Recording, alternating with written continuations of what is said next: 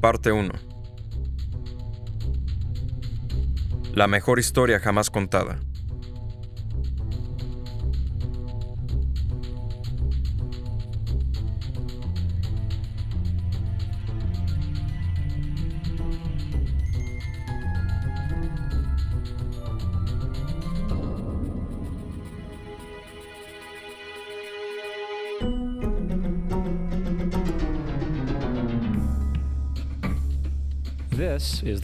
Este es el Sol.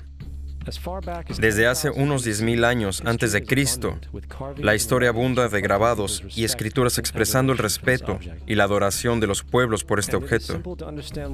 Y es fácil de entender por qué, ya que el Sol sale todas las mañanas, trayendo consigo visión, el calor, la seguridad, salvando al hombre del frío y de la ciega oscuridad, llena de predadores nocturnos.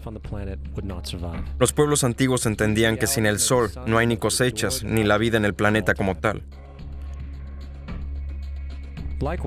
Esta conciencia hizo del Sol el objeto más venerado de todos los tiempos, seguido por las estrellas. A través de la trayectoria de las estrellas, los antiguos reconocían y anticipaban a largo plazo eventos tales como los eclipses o las lunas llenas. A su tiempo catalogaron a grupos celestiales en lo que hoy conocemos como constelaciones. Esa es la cruz del zodiaco, una de las imágenes conceptuales más antiguas de la historia de la humanidad. La cruz sigue de una manera figurativa el paso del Sol a través de las 12 constelaciones a lo largo del año, pero también refleja los 12 meses, las 4 estaciones y los solsticios y equinoccios. El término zodiaco se relaciona con el hecho de que las constelaciones suelen ser antropomorfizadas o personificadas como figuras o animales. En otras palabras, las primeras civilizaciones no solo seguían al Sol y las estrellas, sino también los personificaban a través de mitos elaborados, incluyendo sus movimientos y relaciones. El Sol, con sus cualidades de dar y nutrir la vida, fue personificado como un representante del Creador no visto, el Sol de Dios, la luz del mundo o el Salvador de la humanidad, de la misma manera que las 12 constelaciones correspondían a los lugares del viaje solar, siendo identificadas con nombres casi siempre haciendo referencia a los elementos de la naturaleza que se sucedían en el tiempo, tales como Acuario, el que trae las lluvias de la primavera. Este es Horus, el dios del sol que fue un objeto de culto en Egipto cerca de 3.000 años antes de Cristo. Horus es el sol antropomorfizado y su vida es una serie de mitos alegóricos relacionados con el movimiento del sol en el cielo. Gracias a los viejos jeroglíficos, hoy sabemos mucho de este Mesías solar. Horus, siendo el mismo el sol o la luz, tiene un enemigo llamado Set, la personificación de la oscuridad o la noche. Cada mañana Horus le ganaba a Set en la batalla, mientras que al atardecer era Set quien vencía a Horus y lo mandaba al bajo mundo. Cabe mencionar que la lucha entre la oscuridad y la luz, o entre el bien y el mal, es una de las dualidades mitológicas más extendidas que siguen presentes en varios contextos hasta el día de hoy. En grandes rasgos, la historia de Horus es la siguiente. Horus nació el 25 de diciembre, hijo de la Virgen Isis Meri. Su nacimiento fue acompañado por una estrella en el este, la cual ayudó a 3 reyes a ubicar y venerar al Salvador recién nacido. Niño prodigio, a los 12 años empezó sus enseñanzas y a los 30 fue bautizado, Anup. Así, comenzando su ministerio, Horus tenía 12 discípulos que viajaban con él haciendo milagros, tales como curar a los enfermos o caminar sobre el agua. Horus era conocido con varios nombres: la verdad, la luz, el Hijo de Dios, el buen pastor, el Cordero de Dios, entre muchos otros. Tras haber sido traicionado por Tifón, Horus fue crucificado, enterrado durante 3 días y resucitado. Originales o no, estos conceptos han sido adoptados por muchas otras culturas en el mundo entero. Por tanto, muchos dioses hoy derivan de su divinidad, de la misma mitología. Atis de Frigia, nacido de la Virgen Nana el 25 de diciembre, crucificado, enterrado y resucitado 3 días más tarde. Krishna de India, nacido de la Virgen Devaki, con la estrella del este apuntando a su llegada, realizaba milagros con sus discípulos para luego ser resucitado tras morir. Dionisio, de Grecia, nacido de una virgen el 25 de diciembre, era un maestro nómada que hacía milagros tales como transformar el agua en vino. Fue llamado el Rey de los Reyes, el único Hijo de Dios, el Alfa y el Omega, entre otros muchos otros, y cuando murió fue resucitado. Mitra, de Persia, nacido de una virgen el 25 de diciembre, también tuvo 12 discípulos y hacía milagros, y cuando murió fue enterrado por 3 días y luego resucitado, teniendo apodos tales como La Verdad, La Luz y muchos otros. Curiosamente, el día sagrado para celebrar a Mitra era el domingo. La realidad es que muchos salvadores de diferentes épocas en todas partes del mundo comparten estas mismas características. Entonces la pregunta es, ¿por qué estos y no otros? ¿Por qué todos tenían que nacer de una virgen el 25 de diciembre, permanecer muertos durante 3 días y ser resucitados? ¿Por qué tenían que tener 12 seguidores? Para responder estas preguntas examinamos nuestro Mesías solar más reciente. Jesucristo, nacido en Belén de la Virgen María el 25 de diciembre. Su nacimiento anunciado por la estrella del este que los 3 reyes magos siguieron para ubicar al nuevo Salvador. Empezó sus enseñanzas a la edad de 12 años y a los 30 fue bautizado por Juan el Bautista, así comenzando su ministerio. Jesús tuvo 12 discípulos que viajaban con él haciendo milagros tales como curar a los enfermos, caminar sobre el agua, despertar a los muertos, y él mismo era conocido como Rey de los Reyes, el Hijo de Dios, la Luz del mundo, el Alfa y Omega, el Cordero de Dios, entre muchos otros nombres. Después de ser traicionado por su discípulo Judas y vendido por 30 piezas de plata, fue crucificado y enterrado, y 3 días más tarde resucitado para subir a los cielos. Antes que nada, observamos que toda esta secuencia es 100% astrológica. La estrella del este no es otra que Sirio, la estrella más brillante en el cielo, que el 24 de diciembre se alinea con las 3 estrellas más brillantes del cinturón de Orión. Las 3 estrellas brillantes las llamamos hoy día como si fueran llamadas antes, los 3 reyes. Los 3 reyes y la estrella más brillante, Sirio, todas apuntan a un lugar donde sale el sol, el 25 de diciembre. Por eso los 3 reyes siguen a la estrella del este para localizar el amanecer, es decir, el nacimiento del sol.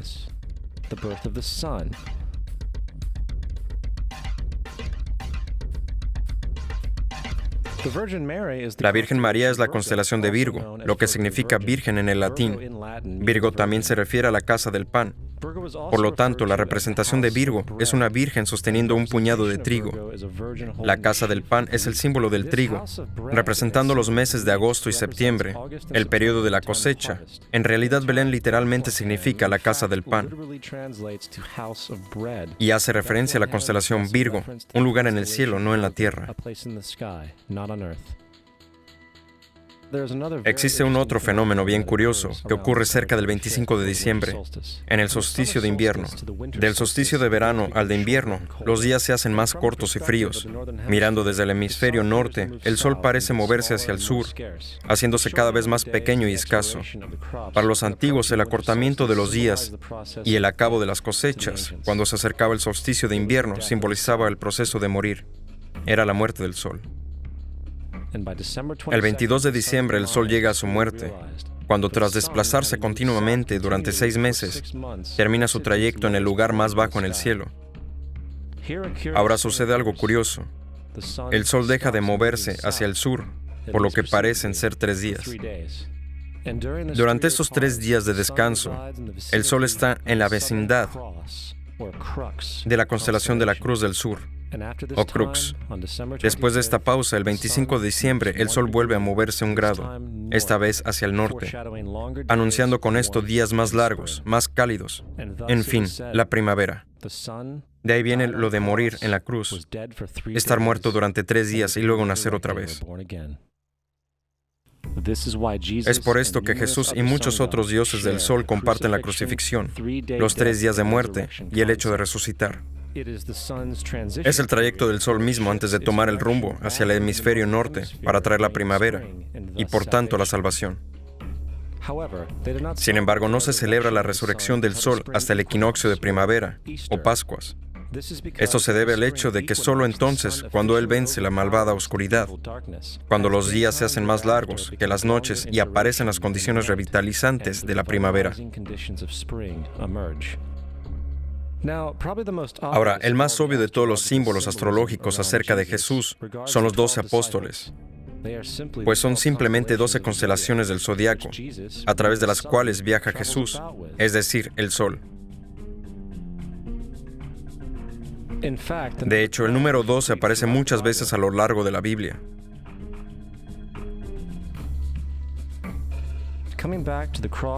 Este texto tiene más que ver con la astrología que con cualquier otra cosa. La vida figurativa del Sol no era solo una expresión artística o herramienta para seguir los movimientos del Sol. Era también un símbolo espiritual pagano, que resumido podría parecer en algo así. Este no es un símbolo cristiano, es una interpretación pagana de la cruz del zodiaco.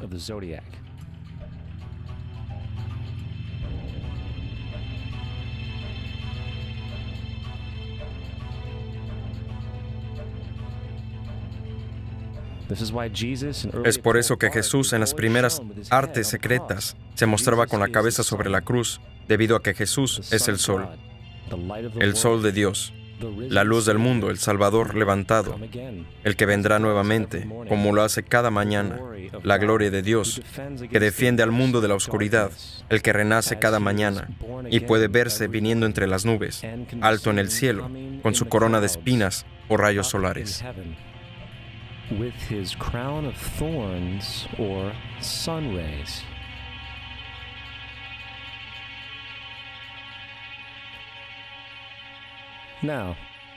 De las varias metáforas astrológicas y astronómicas encontradas en la Biblia, una de las más importantes tiene que ver con eras, abundando en la Biblia referencias a lo que es la era. Para entender esto, nos hace falta saber un poco sobre el fenómeno llamado precesión de los equinoccios.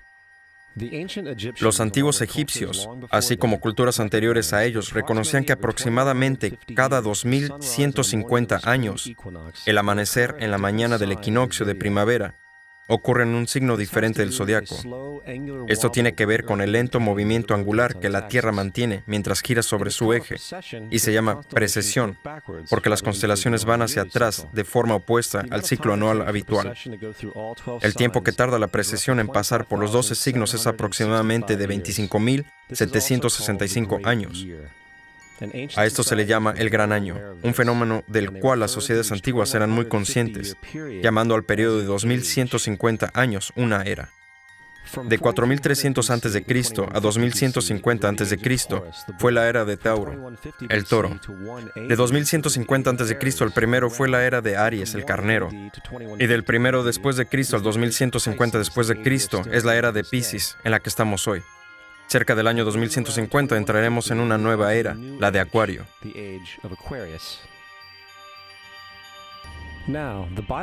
La Biblia refleja en grandes rasgos un movimiento simbólico a través de las tres eras, mientras anuncia una cuarta. En el Viejo Testamento, cuando Moisés baja del monte Sinaí con los 10 mandamientos, se enfada al ver a su gente venerando un becerro de oro, tanto que de hecho destroza las placas de piedra y obliga a su gente a matarse entre sí para purificarse.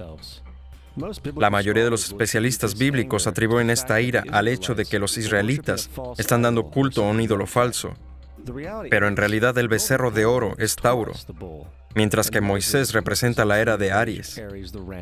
Es por eso que los judíos hasta hoy en día suenan el shofar. Moisés representa la nueva era, en la cual todos deben cortar los lazos con la era que le precede. Otros dioses como Mitra, una divinidad precristiana que mata al toro, también marca estas transiciones del mismo modo. Jesús es la figura que acompaña a la era de Aries hacia la era de Piscis, o sea, de los dos peces.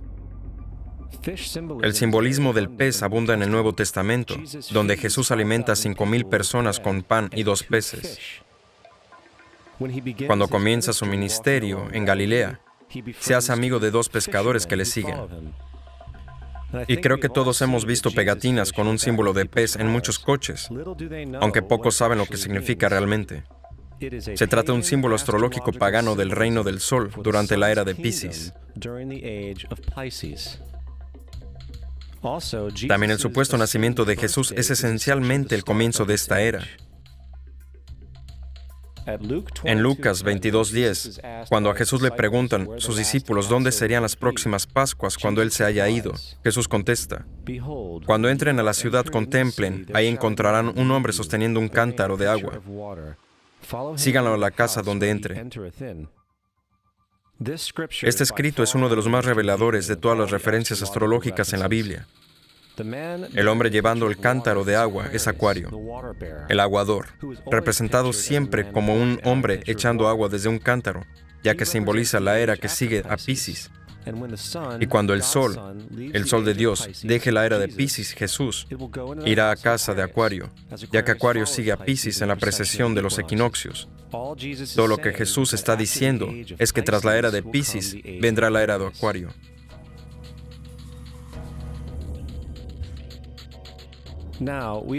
Todos hemos oído hablar acerca del final del tiempo y del fin del mundo. Aparte de la representación caricaturesca del libro de las Revelaciones, la fuente principal de esta idea viene de Mateo 28:20, donde Jesús dice: estaré contigo hasta el fin del mundo. Sin embargo, en la versión del Rey James, mundo es una traducción errónea. Entre otras malas traducciones que hay ahí, la palabra correcta es aeón, que significa era. Estaré contigo hasta el fin de la era. Lo cual es cierto, ya que la personificación pisciana de Jesús terminará cuando el sol entre a la era de Acuario. Todo el concepto del fin del tiempo y del fin del mundo es una alegoría astrológica mal interpretada. Pero ¿cómo decírselo a unos 100 millones de personas en Estados Unidos que creen que se acerca el fin del mundo? Más aún, el personaje de Jesús como híbrido literario y astrológico es más bien un plagio del dios del sol egipcio, Horus. Por ejemplo, grabadas hace alrededor de 3.500 años en las paredes del templo de Luxor, hay imágenes de la Anunciación, la concepción inmaculada, el nacimiento y la veneración de Horus. Las imágenes comienzan con Tao, anunciando a la Virgen Isis, que concebirá a Horus. Luego el Espíritu Santo, Nef, impregna a la Virgen. Y después viene el alumbramiento y la veneración. Esta es exactamente la historia de la concepción milagrosa de Jesús. De hecho, las similitudes entre la religión egipcia y cristiana son asombrosas.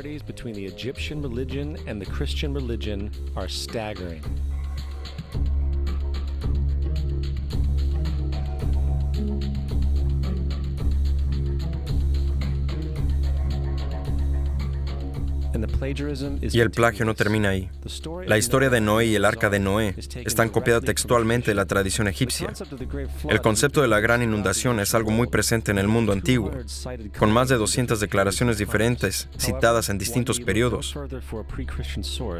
Basta con citar la época de Gilgamesh, con sus escritos de 2600 años antes de Cristo.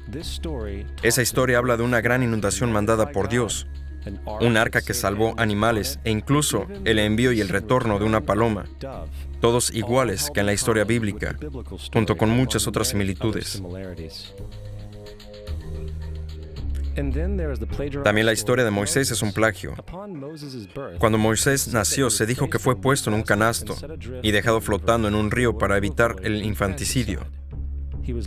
Más tarde fue rescatado por una hija de la realeza y criado por ella como un príncipe.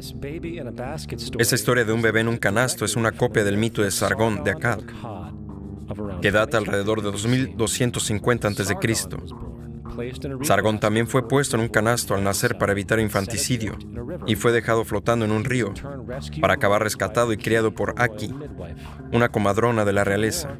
Aún más, Moisés es conocido como el quien da leyes, ya que fue el quien trajo los 10 mandamientos. Sin embargo, la idea de una ley pasada de Dios a un profeta en una montaña es también un tópico en la historia de los mitos. En India, Manu era el que daba las leyes. En Creta, Minos ascendió al monte Dicta, donde Zeus le dio las leyes sagradas, mientras que en Egipto hubo Mises, que llevó las placas de piedra donde describieron las leyes divinas. Manu, Minos, Mises, Moisés. Y en cuanto a los 10 mandamientos, fueron sacados completamente del encanto 125 del libro de los muertos egipcio. Lo que en el libro de los muertos era, no he robado, se convirtió en no robarás. No he matado, en no matarás. No he mentido, en no levantarás falso testimonio, y así sucesivamente. De hecho, la religión egipcia es el primer punto de referencia para la teología judeocristiana. El bautismo, la vida después de la muerte, el juicio final, el nacimiento por virgen y la resurrección, la crucifixión, el arca de la alianza, la circuncisión, los salvadores, la sagrada comunión, el diluvio, la Pascua cristiana, la Navidad, la Pascua judía y muchas más, todos vienen de ideas egipcias creadas mucho antes que el cristianismo y el judaísmo. Justino Mártir, uno de los primeros historiadores y defensores cristianos, escribió: cuando decimos que Jesucristo, nuestro Maestro, fue concebido sin unión sexual, fue crucificado, murió y volvió a la vida para ascender al cielo, no proponemos nada distinto de lo que estiman los hijos de Dios de Júpiter. En otro escrito, Justino Mártir dice: Él nació de una virgen. Acepta esto junto con todo lo que crees del Dios Perseo. Es obvio que Justino y otros cristianos antiguos sabían cuán similar era la cristianidad respecto a las religiones paganas. Sin embargo, Justino tuvo una solución. Según él, lo hizo el diablo. El diablo tuvo la previsión de venir antes de Cristo y crear estas características en el mundo pagano.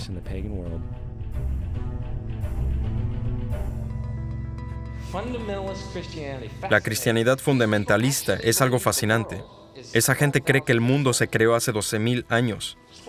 Un día le pregunté a uno de ellos: entonces, ¿qué pasa con los huesos de dinosaurios? Y me contestó: ¿qué huesos?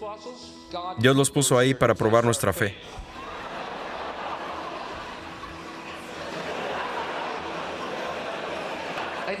Creo que Dios te puso a ti aquí para probar mi fe, amigo.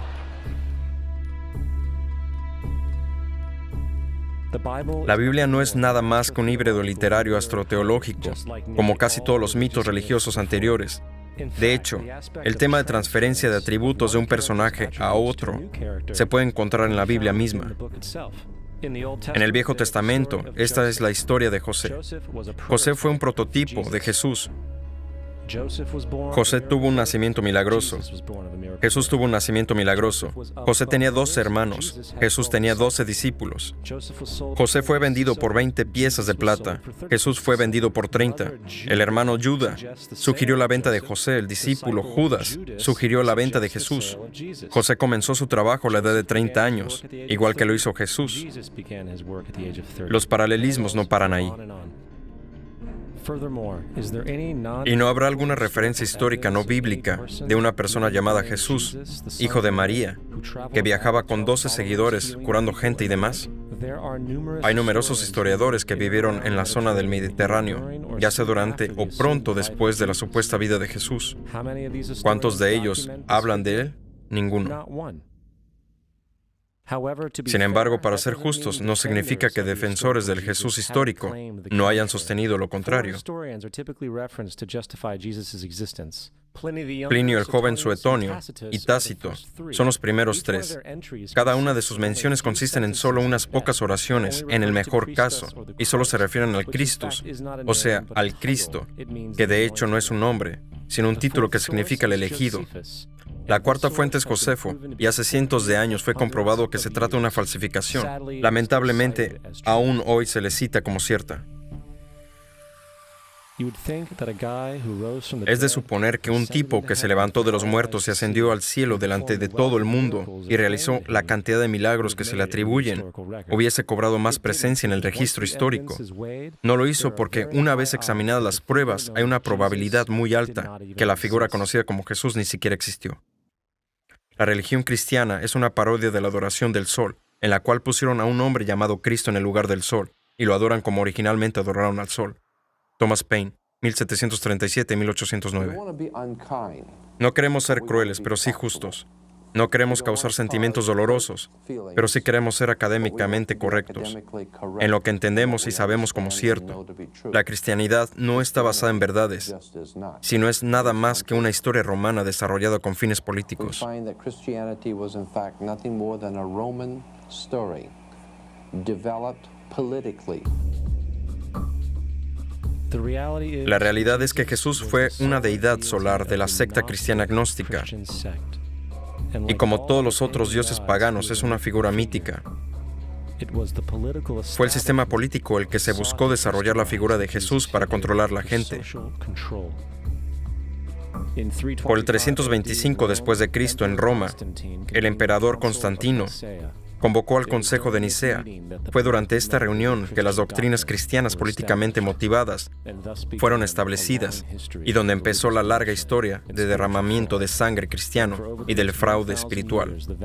Durante los siguientes 1600 años, el Vaticano mantuvo un control político sobre toda Europa, conduciéndola a periodos tan tristes como la Edad Oscura o episodios tan vergonzosos como las Cruzadas o la Inquisición.